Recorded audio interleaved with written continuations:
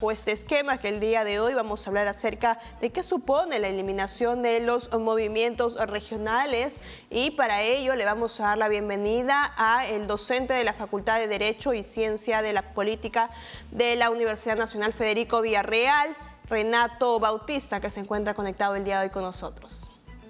Buenos días, Carola, y como a todos los amigos de Primera Visión, la verdad. Muchas gracias. Muy buenos días, muchas gracias por estar el día de hoy con nosotros y justamente para poder conversar acerca de qué es lo que supone la eliminación de los movimientos regionales, porque sabemos que hay partidos políticos, movimientos regionales que se forman y se gestan justamente de esta manera, ¿no? No alcanzan a nivel nacional, pero sí son movimientos que pertenecen a cada región. ¿Qué supone la eliminación de los mismos y cómo podría terminar siendo esto perjudicial o, por caso contrario, si es que el Congreso lo considera así, beneficioso? Yo creo, la verdad, que sería totalmente beneficioso porque en los últimos 22 años que se dan las elecciones para gobernadores regionales, muchos de estos, va la redundancia, gobernadores que están presos por actos de corrupción han venido de estos movimientos regionales que la verdad son, entre comillas, club de amigos, un club de independientes, porque un partido político tiene una formalidad que todos sabemos, tiene toda una investigación rigurosa por la misma OMPE. En cambio, un movimiento regional no tiene tantas restricciones legales como un partido político. Entonces, hagamos una memoria. Por ejemplo, este señor que fue 2 veces gobernador de Ancash, Álvarez, que le apodaban la bestia, que ya tiene una sentencia por lo cual está preso, venía de un movimiento regional. Gregorio Santos, que fue también 2 veces gobernador de Cajamarca, venía de un movimiento regional. Viñas, que fue gobernador de Tumbes, también venía de un movimiento regional. Y ya ni qué decir más, creo que la cereza del pastel es Vladimir Cerrón, que en un momento Perú Libre era un movimiento regional de Junín, que después evolucionó un partido político de alcance nacional con las consecuencias nefastas que todos sabemos. Entonces, lamentablemente, como un movimiento regional es totalmente informal, caudillístico, entonces se dan estos terribles casos de corrupción, que también yo creo que en parte es porque los electores, va la redundancia, no eligen con sabiduría, no eligen con inteligencia, se dejan seducir por una demagogia barata o por frases clichés que lamentablemente la mayoría de personas, como no tienen una formación académica como nosotros dos, bueno, se dejan convencer por falacias. Bajo este esquema, claro, hay mucho que analizar aquí en este punto porque, si bien es cierto, no podemos estigmatizar, ya que sabemos que, como usted lo señalaba, no hay movimientos regionales que han pasado por estos momentos en los cuales son acusados de corrupción, pero vemos a los partidos políticos y no se salvan todos los presidentes que han pasado, que han sido elegidos justamente y que lamentablemente están inmiscuidos en estos presuntos actos de corrupción.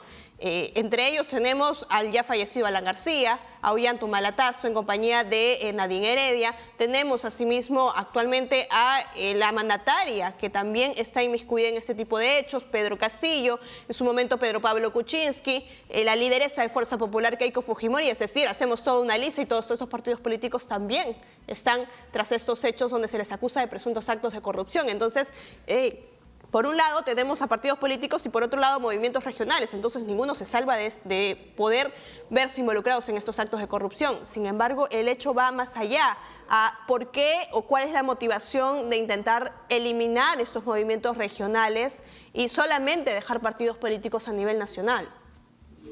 Bueno, yo creo que lamentablemente en el Perú en los últimos 10 años hay una enorme fragmentación política y los movimientos regionales han contribuido a esta fragmentación política. Lamentablemente el elector premia a los tránsfugas. Nosotros nos quejamos desde la universidad del transfugismo, pero lamentablemente veamos los últimos 2 o 3 lustros cómo candidatos están en una elección en X partido, en la siguiente en Y partido, en la subsiguiente en Z partido. Entonces, ¿realmente solamente esto lo permiten los movimientos regionales? Porque hemos visto que esto pasa en el Congreso de la República, es decir, entran con un partido político y luego se transfieren a otro y luego dicen, bueno, no pertenezco a este, nuevamente me vuelvo a unir al otro, y es lo que viene sucediendo actualmente en el Congreso de la República y son partidos políticos constituidos. Bueno, yo creo que hay que hacer una distinción de lo que es un verdadero partido político, como digo en clase de ciencia política, con estos, que legalmente serán partidos políticos, pero no lo son. Un partido Ujú. político tiene historia, tiene doctrina, tiene una organización que perdura por el tiempo y sobre todo que el partido mantenga su permanencia después de la muerte del líder. Ejemplos, el APRA con Ayla Torre, el PPC con Bedoya Reyes, Acción Popular con Fernando Belaúnde. El elenco actual que tenemos, que para mí es totalmente mediocre, estoy seguro que cuando mueran sus caudillos desaparecerán. Entonces, eso, claro, legalmente son partidos políticos, pero en verdad son también clubes independientes, porque ¿qué ideología une a los militantes del partido Acuña? Ninguna. ¿Qué ideología, qué visión de país une a los militantes del partido de José Luna? Ninguna. Claro, Entonces, ahora, bajo este esquema, más bien, el intento de eliminar a los movimientos regionales no es más bien para intentar fortalecer sus propios partidos políticos, porque, claro, les quitan oportunidad, ¿no? Tienen una cantidad de ciudadanos que votan por estos movimientos regionales y no por sus partidos políticos. No vendría a ser más bien ese el trasfondo del mismo, porque si vamos a generalizar, no lo podemos hacer, porque podemos decir, claro, la mayoría de congresistas no hace su trabajo adecuadamente, pero no podemos meter a todos en el mismo saco. Es igual con los movimientos regionales, no podemos decir que todos los que están en los movimientos regionales son corruptos, porque evidentemente no termina siendo así. claro, da la impresión de que los partidos políticos en el Parlamento lo hacen para fortalecer su partido político, que ya se ha demostrado que sí, porque varios dirigentes de estos movimientos regionales ya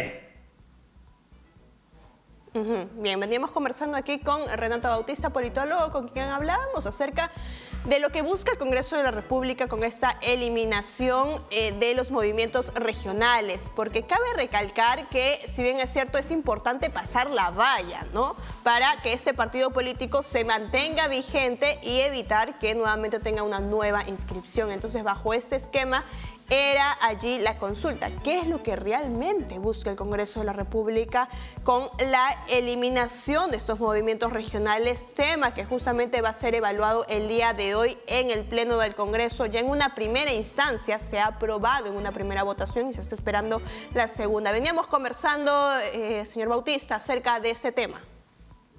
sí, sí, Carola, y bueno, como estabas diciendo, da la impresión que los partidos que están en el Parlamento hacen esta ley para fortalecer, va la redundancia, a los mismos partidos políticos. Ujú. Y se demuestra cómo varios dirigentes de estos movimientos regionales se han inscrito en los partidos políticos. Por ejemplo, el actual alcalde del Callao, Pedro Espadaro, se ha inscrito en el partido del actual alcalde de Lima.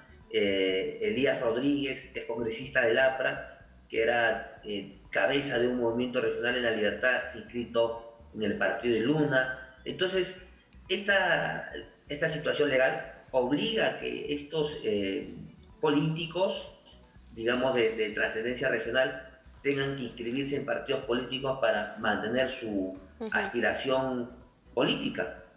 Así es. Claro, y es lo que estamos evidenciando, ¿no? Porque todo cabe indicar que si en un primer momento ya hubo una votación y se aprobó en primera instancia, probablemente lo que va a suceder el día de hoy es la aprobación y la eliminación de estos movimientos regionales. Vamos a estar sin duda bastante atentos a este hecho. Una vez más vemos cómo es que se realizan este tipo de leyes, en lo cual nos parecería adecuado si realmente hubiera un beneficio para toda la población. Pero si hablamos específicamente de solo eliminar a los movimientos regionales, entonces nos preguntamos por qué no se cuestionan los propios partidos políticos, ¿no?, al momento de hacer sus elecciones primarias, al momento de elegir los candidatos, porque muchas veces nos terminan dejando sin opciones, producto de la persona que ponen al frente y que muchas veces no termina siendo la ideal para ocupar los cargos como presidente de la República. Como lo venía mencionando, tantos presidentes que han pasado durante los últimos años y que lamentablemente son acusados de presuntos actos de corrupción y no se salva a la mandataria que actualmente se encuentra en Palacio de Gobierno. Le agradezco por estar el día de hoy con nosotros. Gracias, Carolina. Buenos días con todos los oyentes de Primera Visión. Un abrazo virtual. Gracias.